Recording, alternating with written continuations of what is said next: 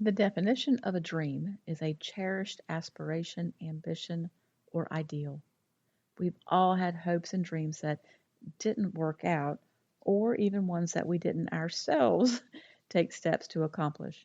But when you lose someone you love, someone you had plans with, or someone you had a long history and family with, well, that's a whole different loss of dreams. The future you always saw, the steady picture of tomorrow with your loved one, is no longer a possibility. And that is jarring, to put it mildly. Many times people believe that they'll never be happy again. This is normal, but I'm here to tell you that it's not true. When the tears fall down your cheeks and you feel like your dreams, heck, your life has been shattered, and you can't imagine having dreams come true ever again, well, you're in a good place for God to put those pieces together and create something you couldn't have imagined.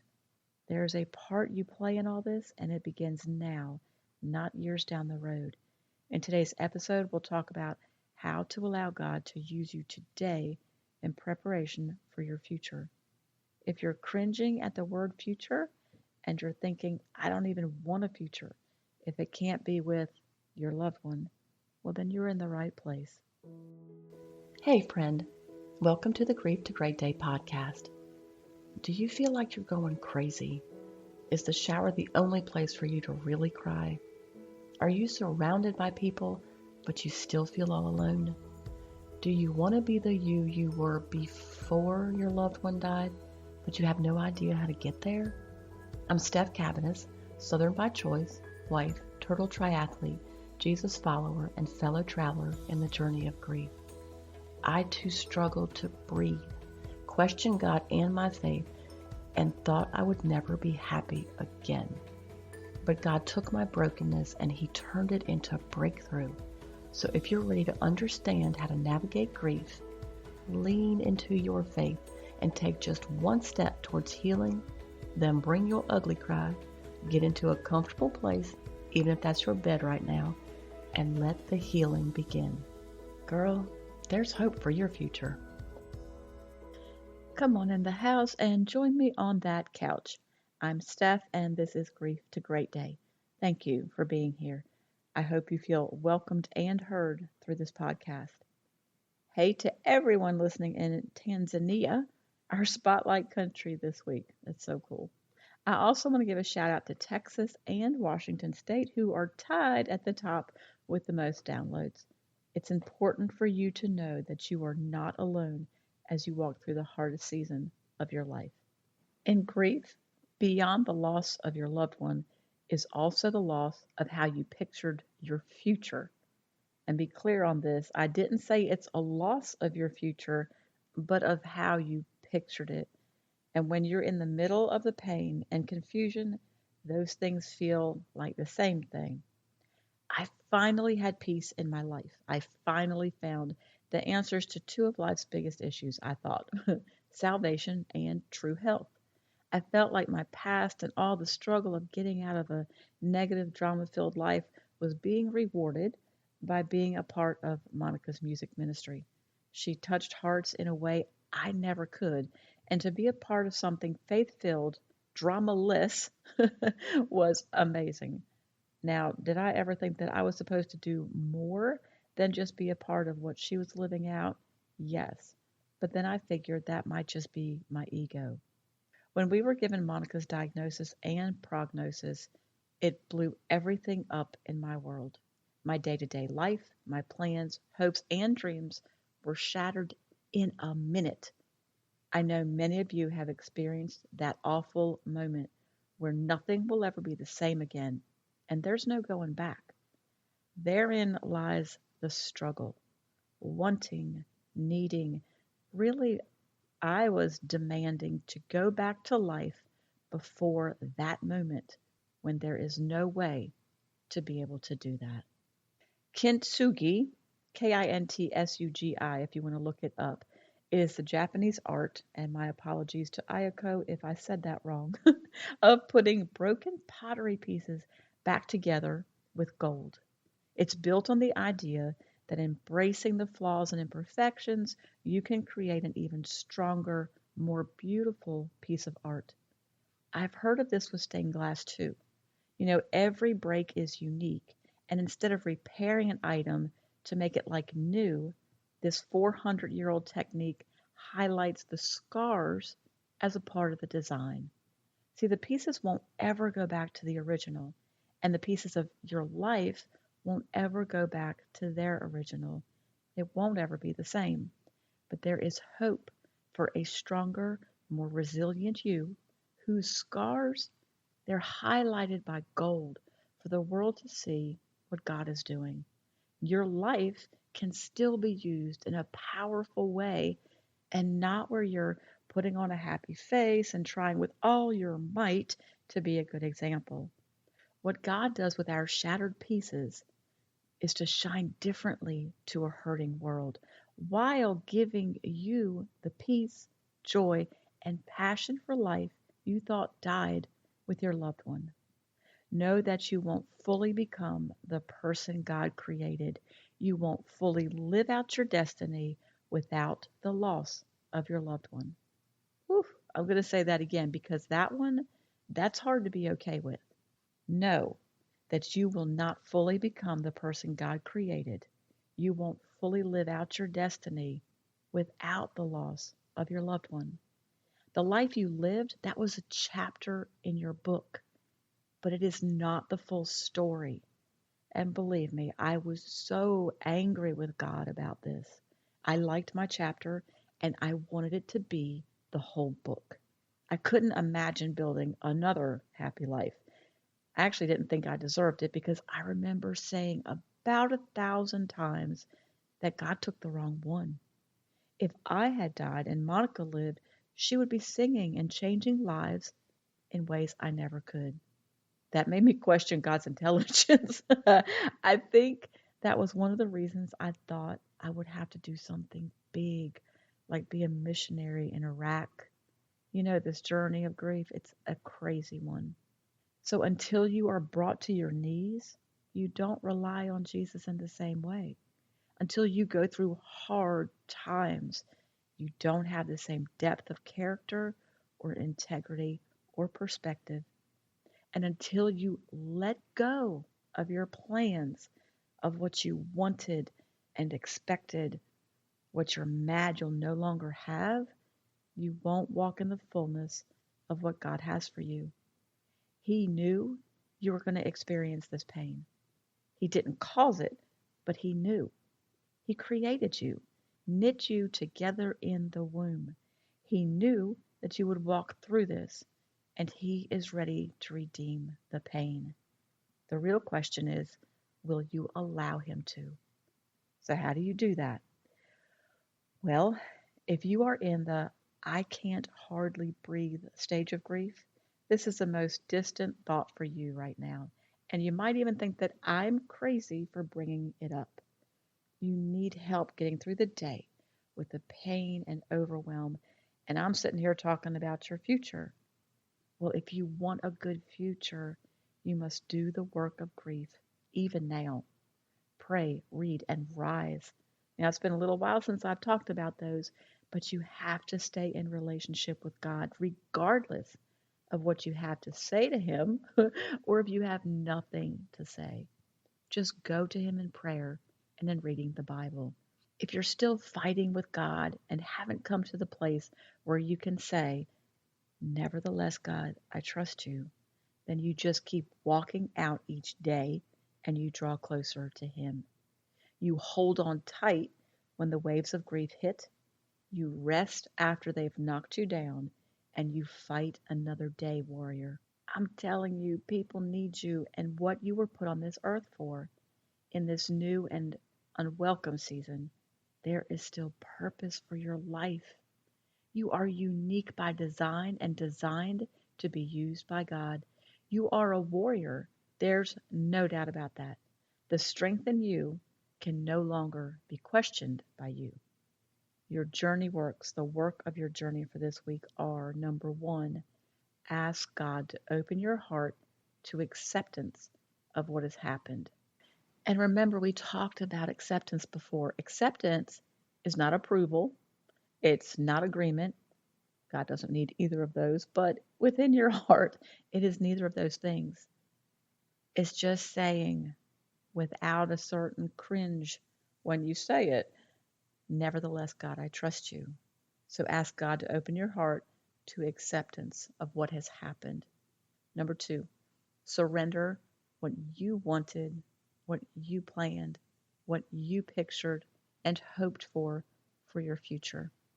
And number three, ask for open doors along the path you should follow. Don't try to be the missionary in Iraq like I was. The big stuff, it's really in the little stuff. And a friend once told me that whatever God puts in your hands today is ministry. Just be open and willing. There's no time frame for this, so don't start thinking that you're failing by not being there in 6 months, a year, or even longer. Remember, I wasn't there where I actually thought I might make it for 2 years at least. Now, if it's been a few years and you're feeling unsettled or believe there's more for you to do, then you keep praying, reading, and rising, and then listen to the Purpose After Loss episodes coming in September. It would not be a bad thing to revisit last week's Journey Works either, and that was to study the Bible and write down how God sees you and what God has said about your future. You can. I'm living proof. You can live an entirely different life than you ever imagined. Don't read these verses trying to figure out what you're supposed to do.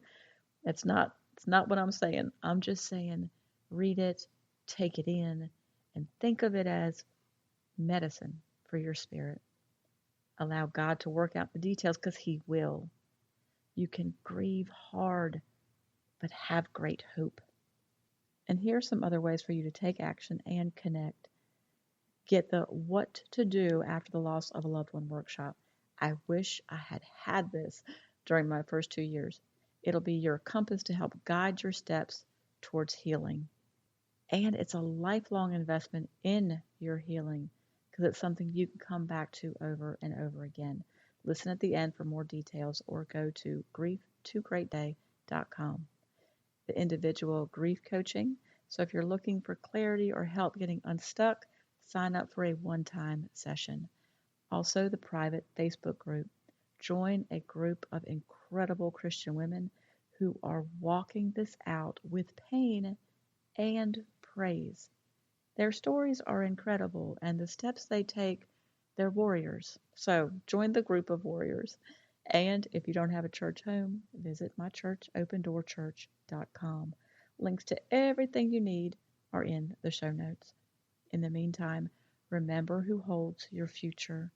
Allow God to place the healing gold of your broken pieces as you will reflect His light in a new way. And if that's not today, that's okay. Let me plant a seed that it will come. And keep on coming back to the house, keep sitting on this couch, and keep taking steps, however small or slow, towards your healing. And here's some information on the workshop. Your search for what do I do now? It's over. If your loved one has just died and you feel like you're in the twilight zone and you don't know what to do, this is the workshop you need. What's just happened to you is surreal, and the world can feel upside down. Getting through the day is hard enough, but knowing where to find help for what you're going through should not add to the overwhelm. Don't be frustrated searching for help and then do nothing. Mindless internet searches and the quotes on loss, the ones that make you nod in agreement, may provide momentary relief, but don't you want to truly heal? I know you'd rather stay in bed, but time alone does not heal all wounds. What you do with the time, that is what will determine your destination. I know you've thought, I never knew it would be this hard, but you don't know what role you play in your healing process. So in this workshop, you'll discover the most important actions to take in the confusing first days, weeks, and months of grief when the world has flipped and you're still in a fog. So think about this. What if you knew the next best step to take right now as you're forced to live life without your loved one? What if you knew the the destructive actions to avoid, and why. What if you didn't need to sort through the list of try this or read that from well meaning friends and family who haven't been through loss? What if you knew someone who saw the warrior rising within you while understanding the endless tears and pain you fight against every day? What if you could build your faith instead of distancing yourself from God as you process the whys, the what ifs, and the endless questioning? And what if you had help to live when you can't imagine life without them? Now, there are 4 actions to take, and the workshop walks you through each of them. They are: Action 1, pursue God. The power, it's not in religion, it's in the relationship. Action 2, understand grief. Grief will affect you physically, spiritually, and emotionally in ways you never imagined. Action 3, process daily life. The daily grind, that's where the battles are won. Action 4, seek support. There's a lot of choices for support, both in person and online, but not in alignment with your Christian values. Do not wait to walk toward healing. Become empowered, not overwhelmed. I know everything else is confusing right now. This won't be. You're going to receive lifetime access to the workshop, a private Facebook group, 6 bonuses including audio and written downloads, meditation cards, and discounts. So if you're ready to finally take God-focused, healthy action, get rid of the overwhelm, the wishing, and the wanting to get better, this is the place to start. I know what it's like to watch someone you love die, to sit in a corner and to scream, be angry with God, and to hurt so bad you can't even describe it. I've experienced the kind of loss that takes your breath away. I've fought the endless tears and felt like a failure when I couldn't hold it together in church or as I ran out of the grocery store. There's hope and help. You can heal and get to the point that you're ready to create a life for yourself. And if that sounds far away or even impossible, then you're in the right place. God gave me the heart and the passion to help you walk through the hardest moments. You need to know there's life on the other side of grief. Maybe you can't even breathe right now, and the thought of laughing or being happy again seems unrealistic. Your world has been turned upside down, but you can survive and even thrive. You will breathe, laugh, and live again. The healing you want is real and it's within your reach. And this is where you start. Take faith-based action for your healing. Go to grief2greatday.com, grief the number 2 greatday.com. Click on Work with Me and scroll to Workshop to purchase today. Look, there's a money-back guarantee, so there's nothing to lose, but there is help and hope to gain. Don't delay. Thank you for being here today, for showing up. If this podcast has given you hope, encouragement, or helped you in any way, share it with a friend, either in a text or on your social platforms. Also, please subscribe, rate, and leave a written review on iTunes. It's a huge blessing for me to know that you're out there. Lastly, and this is important, you are not alone. Connect with me on the Grief to Great Day website, the link is below, and sign up for our free newsletters. I want to be able to pray for you by name. Remember, grief isn't something you're going to get over, but a great day is something you can get to.